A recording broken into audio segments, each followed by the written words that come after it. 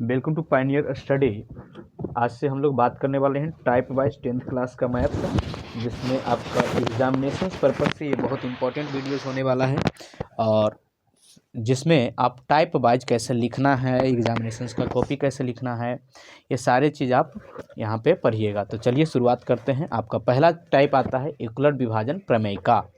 यहाँ पे जैसा कि आप देख रहे हैं, यूक्लिड विभाजन प्रमेय का को हमने टाइप 1 नाम रखा है। यूक्लिड विभाजन प्रमेय का क्या कहते हैं? कहता है दो धनात्मक संख्याओं में एक अद्वितीय संबंध होता है। किसमें? धनात्मक संख्याओं में। इसका मतलब यूक्लिड विभाजन प्रमेय का केवल धनात्मक संख्याओं पर लागू होता है और वो एक अद्वितीय संबंध रखता है, जिससे अनेक उनके मध्य एक उभयनिष्ठ महत्तम गुणनखंड प्राप्त होता है। उनमें एक ऐसा संबंध होता है जिससे उनके मध्य में, दो संख्याओं के मध्य में एक उभयनिष्ठ महत्तम गुणनखंड प्राप्त होता है। अगर हम मान लिए कि ए और बी वो धनात्मक संख्याएं हैं, A is greater than 0 and B is greater than 0, मतलब ए और बी क्या है? धनात्मक संख्याएं। चूंकि 0 से बड़ा जो संख्या होगा उसे क्या कहेंगे? धनात्मक संख्याएं। तथा ए बड़ा हो बी से तो ए बराबर बी क्यू प्लस आर, तथा जहाँ आर का मान, आर को शेषफल कहते हैं जनरली, तो आर का मान जो होगा वो छोटी संख्या से भी छोटा होगा और 0 से बड़ा या बराबर होगा। ये वास्तव में ये जो है ए बराबर बी क्यू प्लस आर, यहाँ ए भाज्य है, बी भाजक है, क्यू भागफल है और आर शेषफल है। तो इस हिसाब से क्या होता है? भाज्य बराबर भाजक गुने भागफल जोड़ शेष। यूक्लिड विभाजन प्रमेयिका से HCF ज्ञात करना। तो जैसे आपको यहाँ पे एक क्वेश्चन दिया हुआ है, ठीक है, तो ये क्वेश्चन क्या कह रहा है? ये क्वेश्चन देखिए क्या है। 135 और 225 का HCF ज्ञात करना है। तो आपको कैसे कैसे बनाना है, ये एकदम पूरा कैसे लिखना है, ये सारी चीज़ यहाँ पे दिया गया है। ये 2 मार्क्स में आपको पूछा जाएगा। मान लीजिए कि ऐसा क्वेश्चन आ गया, तो आप सबसे पहले क्या लिखिएगा? दिया है संख्याएं 135 और 225, निकालना है क्या आपका? HCF। किस नियम से? यूक्लिड विभाजन एल्गोरिदम से। तब हम क्या लिखेंगे? वी नो दैट, हम जानते हैं कि, नहीं हो जानते हैं, अभी अभी जैसे सीखे ना, तो नहीं हो जानते हैं तो कोई बात नहीं, आप यही लिखिएगा कि यूक्लिड विभाजन एल्गोरिदम से हम जानते हैं कि क्या होता है? ए बराबर बी क्यू प्लस आर, जहां आर का मान बी से क्या होता है? छोटा और 0 से बड़ा या बराबर होता है। अब यहाँ पे a चूंकि बड़ी संख्या है तो बड़ी संख्या को हम a मान लिए, यानी a बराबर क्या हो गया यहाँ? 225, और b बराबर छोटी संख्या है तो b कितना हो गया? 135। तो इन दोनों में हम क्या करते हैं कि इसको पहले विभाजन विधि से, मतलब यहाँ पे बगल में ही, ऐसा नहीं कि पीछे रफ करना है आपको, बगल में ही क्या कर देना है? आपको रफली निकाल लेना है। कैसे? इस तरीके से कि 135 से आप सबसे पहले 225 में भाग दीजिएगा, तो एक बार आया तो कितना हो गया? 135। अब 225 में से 135 घट गया तो कितना आया? 90।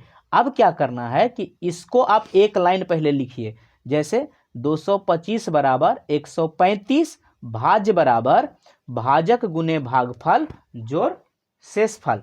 तो भाज्य क्या हो गया? 225, तो 225 बराबर 135 गुना 1 प्लस 90। ये क्रिया कब तक करते रहनी है? जब तक कि आर 0 नहीं आ जाए। तो यहाँ पे आर तो 0 नहीं आया, तो फिर से आगे बढ़ जाइए, ये 135 को फिर से भाज्य बना दीजिए, यानी भाजक क्या बन जाएगा? भाज्य बन जाएगा, ठीक है। और फिर जो शेषफल है उसको बना दीजिए क्या? भाजक, ठीक है। तो भाजक तो 90 में फिर पड़ेगा 135 में 90 से भाग पड़ेगा, तो एक बार 90 घट के आया कितना? 45, और ये 45 से फिर यही वाला प्रोसेस, फिर शेषफल 0 नहीं आया, तो फिर आगे बढ़ेंगे। 135 बराबर 90 गुने 1 प्लस 45, आर चूंकि शेषफल 0 नहीं है इसलिए फिर आगे बढ़ेंगे। तो फिर हमारा ये 90 आ गया भाज्य के तौर पे, 45 से भागे दिए, 2 बार कट गया, शेषफल मतलब 0 आ गया। तो यहाँ पे हमारा क्या हो गया? 90 बराबर 45 गुने 2 प्लस 0, आर बराबर जैसे ही 0 आया तो आपका जो अंतिम भाजक है, ये जो अंतिम भाजक है वही हो जाता है HCF। इसलिए आता है HCF बराबर 135 255 का क्या हो गया? आपका 45। हाँ, अब ऐसा नहीं कि हमने तो बता दिया कि ऐसे ऐसे लिखना है, ठीक है, आप इसको पहले रोक दीजिए, ठीक है, और ये चीज सीख लिए आप। अब सीखने के बाद आपको यहाँ कुछ क्वेश्चन इसी टाइप का दिया गया है प्रैक्टिस के लिए, जो या तो क्वेश्चन बैंक से उठाए गए हैं या एनसीईआरटी किताब से उठाए गए हैं। तो आप ए किसको मानिएगा, अगर इन सब में थोड़ा हिंट दे दें तो ए मान लेंगे इसको, बी मान लेंगे इसको, ए मान लेंगे इसको, बी मान लेंगे इसको। इस क्वेश्चन में ए मान लेंगे इसको, बी मान लेंगे इसको, मतलब बी छोटी संख्या ए बड़ी संख्या। इसमें ए मान लेंगे इसको, बी मान लेंगे इसको। इसमें अब 3 गो है, तो 3 गो वाला में क्या करना है, पहले 2 गो का कर लीजिए, पहले 2 गो छोटी वाला का कर लीजिए। तो ये हो गया ए और ये हो गया बी। और जब इन दोनों से जो HCF निकलेगा तो वो तो इससे छोटा ही रहेगा, तो उसको फिर अगले चरण में उसको बी मान लीजिएगा और इसको ए मान लीजिएगा। तो इस तरीके से आपका ये 2 चरण में कंप्लीट होगा। ऐसे जनरली तौर पे आपको 2 ही संख्या वाला देगा। तो आशा है ये आप क्लियर समझ गए होंगे। तो इसको प्रैक्टिस करें, बोर्ड पे, पैड पे, कॉपी पे लिख लिख के प्रैक्टिस करें, ताकि आपको लिखने भी आ जाए। और नहीं तो इसको पहले तो इस चीज का स्क्रीनशॉट ले लें, ठीक है, ताकि आपको पता हो जाए कि लिखना कैसे कैसे है, ठीक है। इसका आप क्या कर लीजिए, स्क्रीनशॉट ले लीजिए पूरा का पूरा क्वेश्चंस कि कैसे लिखना होता है। बहुत बार क्या होता है, लोगों को बनाना तो आता है, क्या करने नहीं आता, लिखने नहीं आता है। तो आपको लिखने पे भी ध्यान देना है कि कैसे कहाँ पे कौन सा चीज लिखना है। तो चलिए आगे बढ़ते हैं। आशा है इसका स्क्रीनशॉट ले लिए होंगे और ये आपका प्रैक्टिस का क्वेश्चन रहा, इसका भी स्क्रीनशॉट ले लीजिए। चलिए आगे बढ़ते हैं और आप एक फेयर कॉपी बनाते चलिए जिसमें आप इस प्रैक्टिस क्वेश्चन को भी सोल्व करते चलिए। दूसरा टाइप आता है, एक टाइप आप समझ गए होंगे, ये 2 मार्क्स का आपसे क्वेश्चन जरूर पूछा जाता है, इस बार भी पूछे जाने की पूर्ण संभावना है। दूसरा टाइप आता है पहले चैप्टर से ही, अभाज्य गुणनखंड। इसके लिए आपको विभाज्यता का नियम, खास तौर पे अभाज्य संख्याओं का विभाज्यता का नियम आपको आना चाहिए, ठीक है। तो देखिए कैसे, इसको थोड़ा सा बढ़ा देते हैं, ठीक है। तो ये आपका टाइप क्या हो जाएगा, 2, जिसको अभाज्य गुणनखंड कहते हैं। इसके लिए थ्योरी थोड़ा सा ध्यान रखिएगा कि 2 इकाई का अंक 0, 2, 4, 6, 8 हो तो वो संख्या 2 से विभाजित होगी, 2 से भाग लगेगा। अगला कहता है अंकों का योग अगर 3 से भाग लगता है तो वो संख्या 3 से भाग लगेगी। अगर इकाई का अंक 0 या 5 हो तो वो संख्या 5 से भाग लगेगी। ये 7 वाला थोड़ा कंफ्यूजन डालता है। जैसे मान लीजिए कोई संख्या है 3, 4, 2, 1। अब आपको नहीं पता चल रहा है कि ये भाग लगेगा कि नहीं लगेगा, ठीक है, ये आपको पता नहीं है चल रहा है कि 7 से भाग लगेगा नहीं। तो आप क्या कीजिए, इकाई का दुगना कीजिए, इकाई का दुगना। तो 1 का दुगना कितना, 2। अब घटाते जाइए, तो 2 से 2 घट गया तो 0 और 4 और 3। फिर इकाई का दुगना, तो 0 का दुगना तो 0 ही होगा ना, तो 4, 3। अब 34 क्या आता है शतका में, नहीं आता है, तो ये वाला भी नहीं आएगा। तो आपको यही चीज ध्यान रखना है। जैसे 343 हम लिखते हैं, 3 का दुगना कितना हो गया, 6, घट गया तो कितना हो गया, 28। इसका मतलब 343 7 से भाग लगेगा, क्योंकि ये 7 का क्यू ही होता है, ठीक है। तो देखिए इकाई का दुगना करके घटाते जाइए क्रमानुसार, आपको पता चल जाएगा।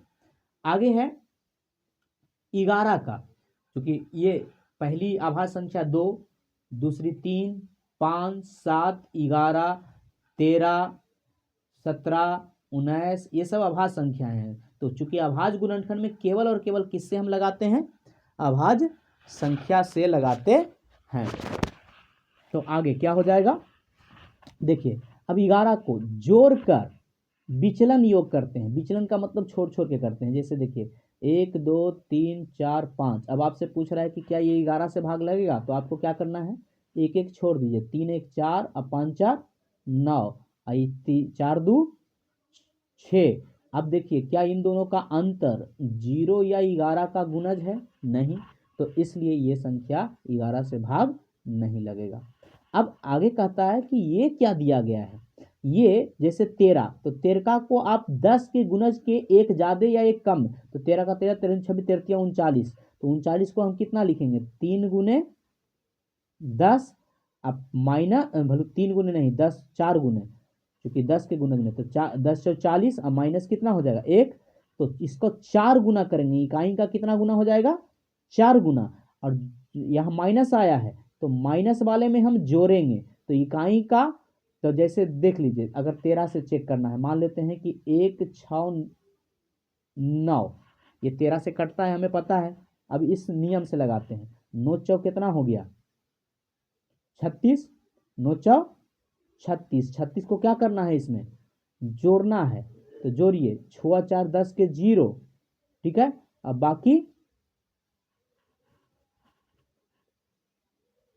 9 चौक 36 वैल्यू है ना, तो ये कितना हो गया 6 6 12 के 2, और बाकी 1, और 3 1 4 1 5, 13 चौक 52, कट गया ना, तो ये नियम सभी पे लागू है। वैसे ही आप 17 का करते हैं, तो 17 का 17 7 24 34 17 51, तो 51 को कैसे लिखेंगे, क्योंकि 10 के गुना से 1 ज़्यादा है, तो 5 गुने 10 अब प्लस 1, तो अगर हम मान लेते हैं 3 2 1 5 ये संख्या है, और इसको हमको कितना से करना है 17 से, तो 17 तो 5 गुना पे आया ना, तो 5 का 5 गुना कीजिए, तो 5 5 कितना हो गया 25, अब चूंकि यहाँ जोड़ है तो जोड़ वाले में क्या करेंगे घटाव करेंगे, तो घटाव करेंगे तो घटेगा, तो 11 में से 5 घटा तो कितना, 11 में से 5 घटा तो कितना हो जाएगा 6, और ये हो गया कितना 1, तो 11 में से 2 घटा तो 9, और ये हो गया 2, अभी भी पता आपको नहीं चल रहा है, फिर से वही वाला तरीका 6 5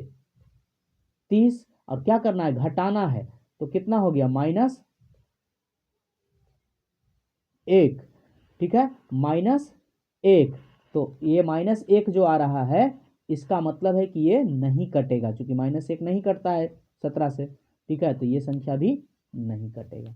तो इस तरीके से ही, परंतु इतना की जरूरत नहीं पड़ेगा, आपको इतना से ही काम चल जाएगा। यहाँ पे देखिए आपको दिया गया है क्या 1771 का अभाज्य गुणनखंड निकालिए, तो अभाज्य गुणनखंड वैसे ही, क्या ये 2 से कटेगा नहीं, तो क्या लिखेंगे दिया है संख्या 1771, अभाज्य गुणनखंड निकालना है, तो अभाज्य गुणनखंड के लिए इस तरीके का अथी बनाते हैं, तो इसमें क्या हो जाएगा 1771, पहले 2 से चेक करते हैं, तो इकाई में ऐसा सम संख्या है तो ये नहीं कटेगा। 3 से चेक करते हैं, 7 1 8 8 16 हो जाएगा, तो 3 से भी नहीं कटेगा। 5 से, इकाई में 0 5 नहीं है, 5 से नहीं कटेगा। 7 से चेक करते हैं, तो अब 7 से आपको पता ही नहीं चल रहा है कि 7 से ये कटेगा कि नहीं कटेगा, तो कैसे करेंगे, इकाई का दुगना 1 7 1, इकाई भलो 1 7 7 1, इकाई का दुगना करेंगे तो 2 हो गया, घटाएंगे तो कितना हो गया 5 और 7 1, अभी भी पता नहीं चल रहा है, 5 का दुगना 10, घट गया तो कितना 7, मतलब ये कटेगा, इसे यहाँ पे ये दिया गया था, तो 7 से तो पूरा पूरा कटेगा, ये चेक हो गया, तो आप भागा दीजिए तो सीधे सीधे 7 दूनी 14, तो 3 7, 3 कितना हो गया 7 5 35, तो 2 1 7 21, दिमाग के अंदर करना है भागा, ठीक है। अब देखिए 3 2 5, 5 में से 5 गया तो खत्म, ठीक है, 0 आ गया, तो इसका मतलब 11 से कटेगा, तो 11 से भाग दिए, तो 11 दूनी 22, 11 तिया 33, तो 1771 का कितना आ गया 7 गुने 11 गुने 23, तो इसीलिए यहाँ लिखा हुआ है 1771 का अभाज्य गुणनखंड 7 गुने 11 गुने 23। तो इस तरीके से आप किसी भी संख्या का, और यहाँ पे आपको आप समझ गए होंगे किस तरीके से आपको लैंग्वेज लिखना है, ठीक है।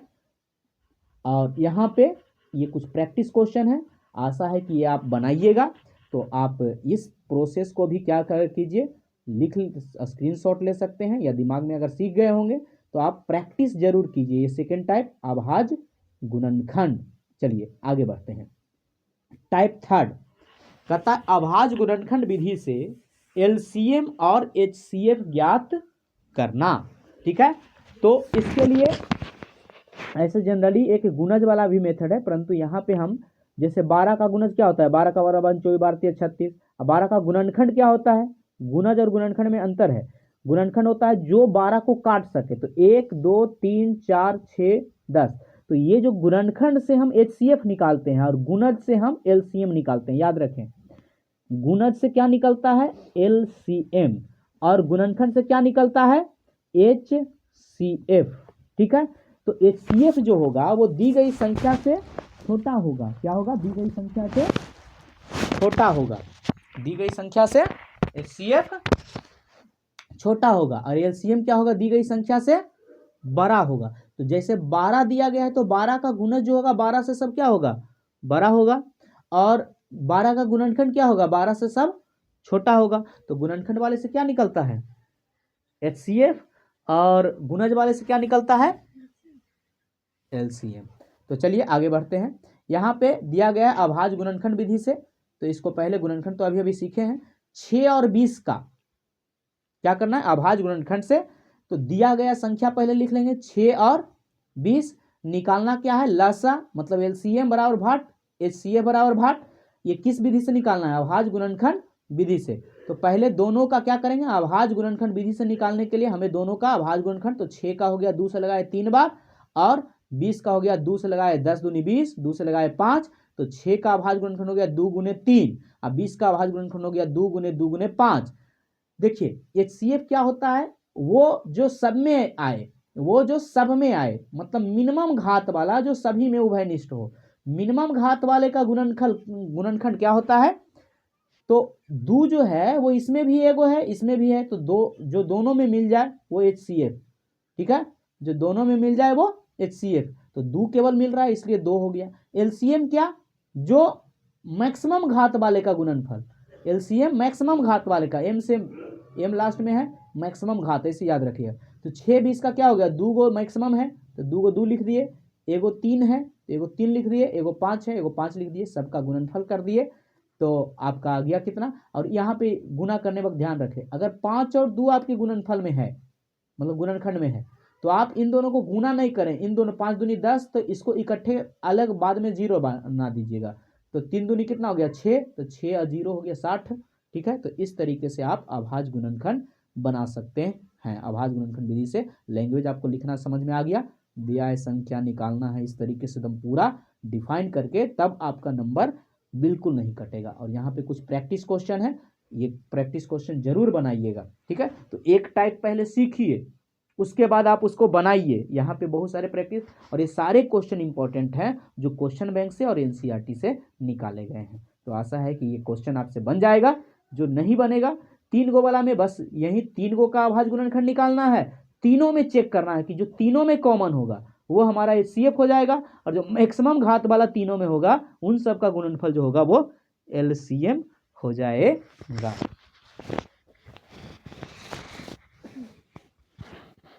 आगे टाइप 4, ऐसे इसको हमने नाम रखा है रट्टा मार।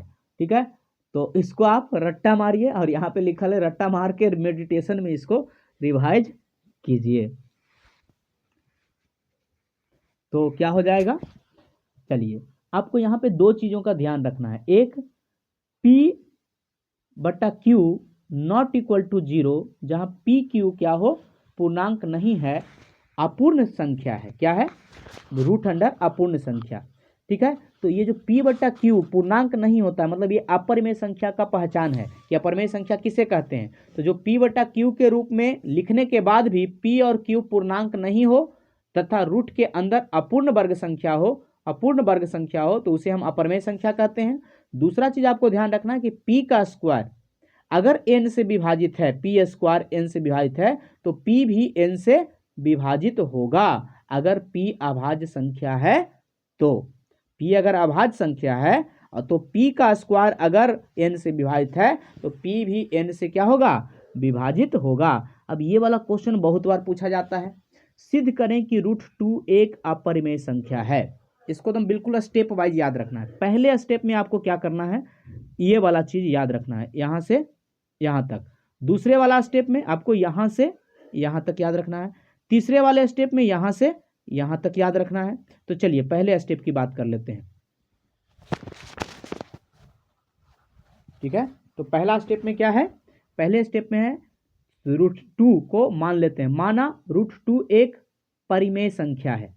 तो जो परिमेय संख्या होता है वो P/Q के रूप में होता है, तो इसलिए √2 बराबर क्या हो जाएगा, P/Q नॉट इक्वल टू 0, जहां P और Q पूर्णांक है तथा P और Q क्या है, सह अभाज्य है। पी और क्यू क्या है? सह अभाज्य है।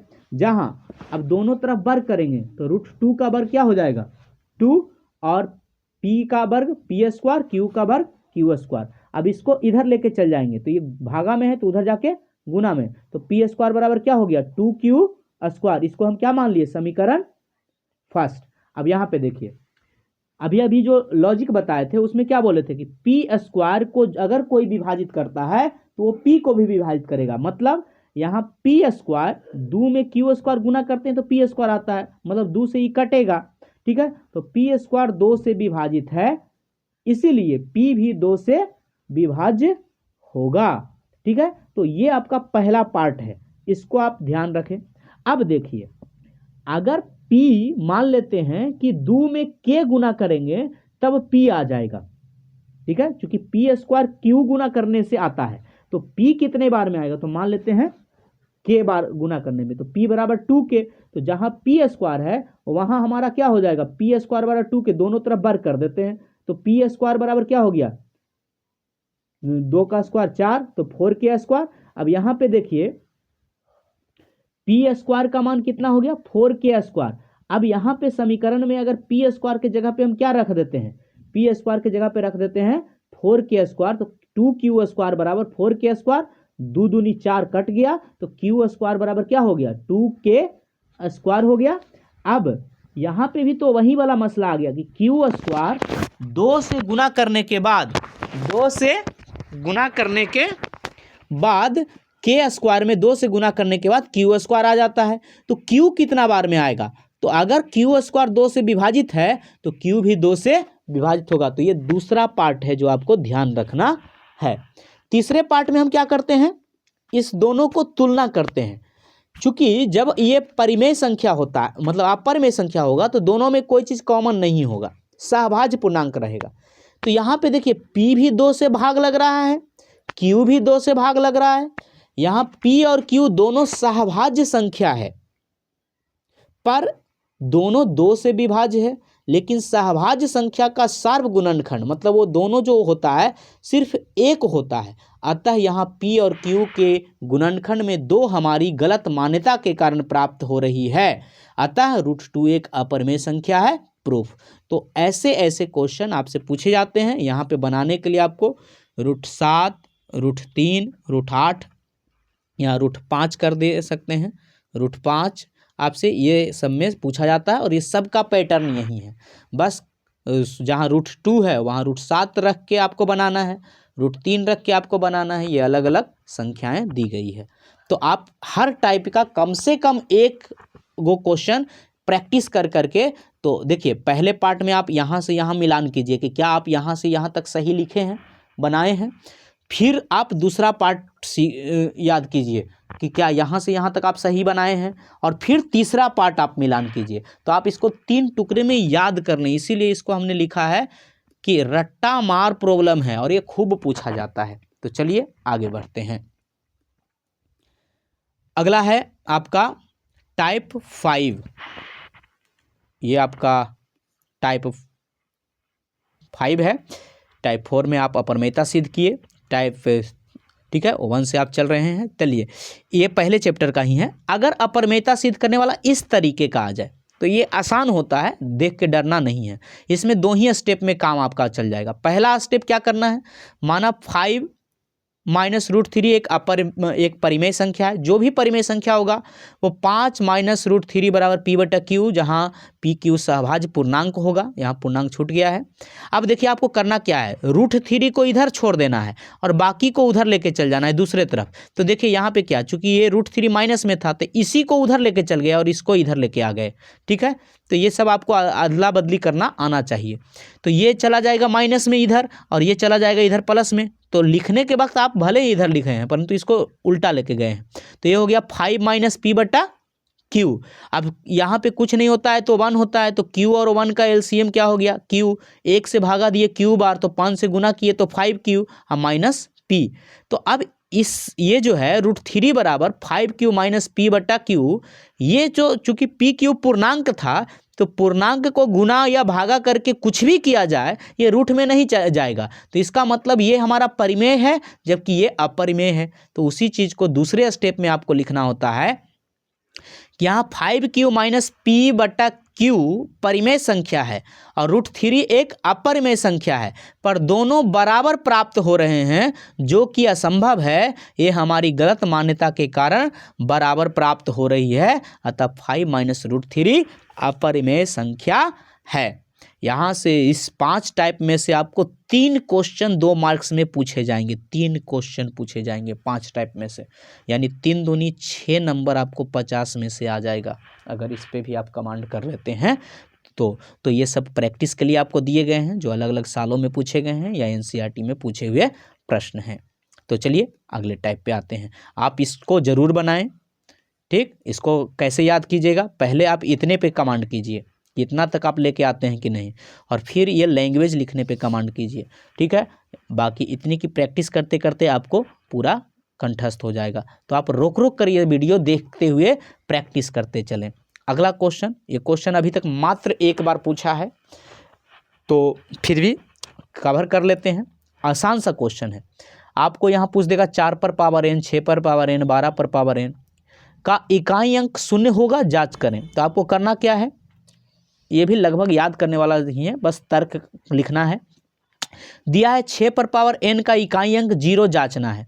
6 पर पावर n को हम 6 को क्या लिख सकते हैं, 2 गुने 3, तो ये हो जाएगा, ये उल्टा लिख दिया गया, ये पहले लिखना चाहिए और ये बाद में, ठीक है। तो ये क्या हो जाएगा, 2 गुने 3 पर पावर n, तो 2 पर पावर n गुने 3 पर पावर n। अब यहाँ पे 0 पे जांच करेंगे तो नहीं, 6 पर पावर n का इकाई अंक 0 पर समाप्त नहीं होगा, क्योंकि इकाई अंक 0 होने के लिए गुणनखंड 2 पर पावर n और 5 पर पावर n के रूप में होना चाहिए। लेकिन यहाँ 2 पर पावर n और n है और 5 पर पावर n नहीं है, तो इसलिए यह 0 पे समाप्त, इसलिए 6 पर पावर n इकाई का अंक 0 पर समाप्त नहीं होगा। तो इसी प्रकार से आपको ये सब भी बना सकते हैं, क्योंकि इन सभी में वही होगा, ठीक है।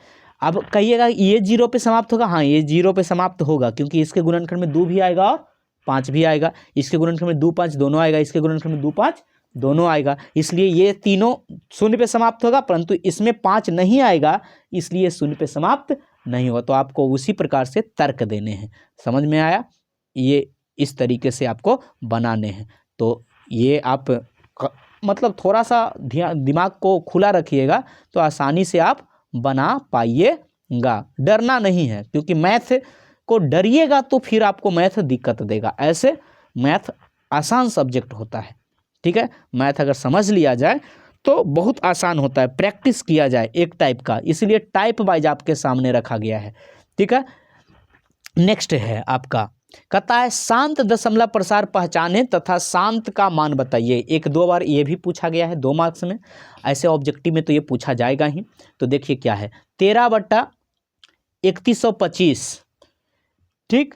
तो इसका शांत दशमलव मान निकालना है। देखिए कैसे निकलेगा, दिया है संख्या 13 कितना है, 13/3125। तो पहले नीचे वाले का मात्र, ऊपर वाले से नहीं लेना देना है, नीचे वाले का क्या कर लेना है, आपका गुणनखंड कर लेना है। गुणनखंड किए तो क्या आ गया, 5 गुने 5 गुने 5 गुने 5 गुने 5, 5 से चूंकि कटते चला गया, ठीक है। अब यहाँ पे 13/3125 को हम लिख दिए 5, 13 पर पावर 5 गुने 5। नीचे अगर 5 या 2 केवल आए गुणनखंड में तो ये शांत होगा, इसका दशमलव प्रसार शांत होगा, क्योंकि इसके हर में गुणनखंड में 2 पर पावर 0 मतलब 2 नहीं है और 5 पर पावर 5 है।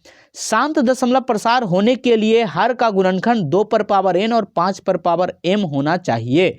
दशमलव प्रसार का मान कितना होगा, तो देखिए आपको जोड़ा लगाना है, तो 5 का 5 गो है तो 2 पे भी 5 करके उसको ऊपर नीचे गुना कर देते हैं। ऐसे ये 1 से गुना किए हैं, 1 से गुना कर सकते हैं, तो 2 पर 5 का मान 32 होता है। तो ये कितना हो गया, ऊपर 32 हो गया, 13 गुने 32, और नीचे हो गया 5 5 दोनों में था तो 5 कॉमन ले लिए, तो ये 10 पर पावर 5 हो गया। अब 10 पर पावर 5 मतलब दशमलव में कितना अंक, 5 अंक, तो दशमलव में 5 अंक पूरा करने के लिए ऊपर गुना करके 416 आया, इसी का दशमलव में 1 2 3 4 5 अंक के बाद दशमलव दे दिए, तो ये हमारा सही हो गया। ये आप समझ गए होंगे, ये भी क्वेश्चन बहुत बार पूछा जाता है।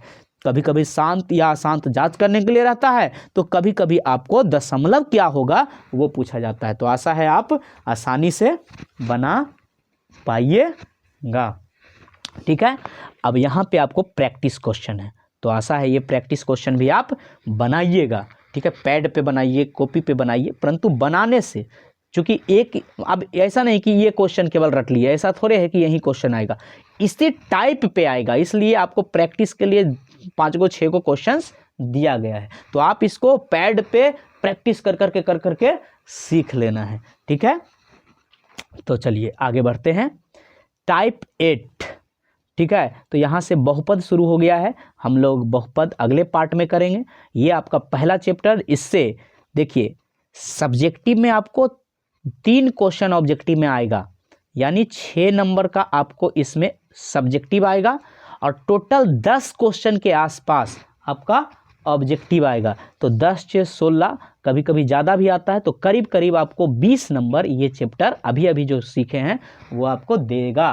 तो आशा है कि आप इस चीज़ को बताए गए अनुसार प्रैक्टिस जरूर कीजिएगा। गुड लक, बने रहें पायनियर टाइप वाइज मैथ में।